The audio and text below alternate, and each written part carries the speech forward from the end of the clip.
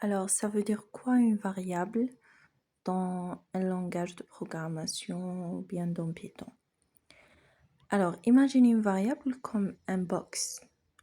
On a un box et dedans de ce box, on va mettre un objet, par exemple des lunettes, comme apparaît ici dans l'écran.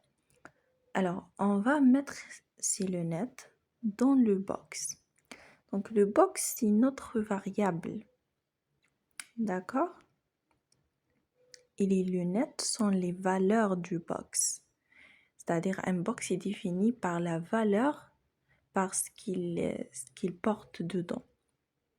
Alors je vais dire que je veux garder les lunettes dans le box. Donc le box, c'est un espace, c'est mon variable. Et les lunettes qui existent dans le box sont la valeur, représentent la valeur du box, bien la valeur du variable. Par exemple, si j'ai une variable a, on met a égale à 10, donc 10, c'est la valeur de la variable a.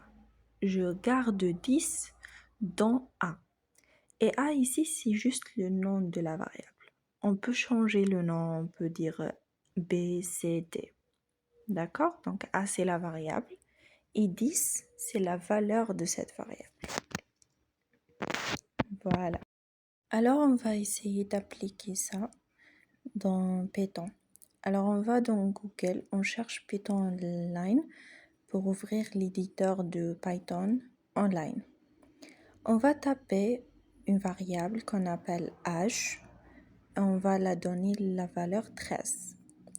Alors, on fait print. Print fait afficher un contenu.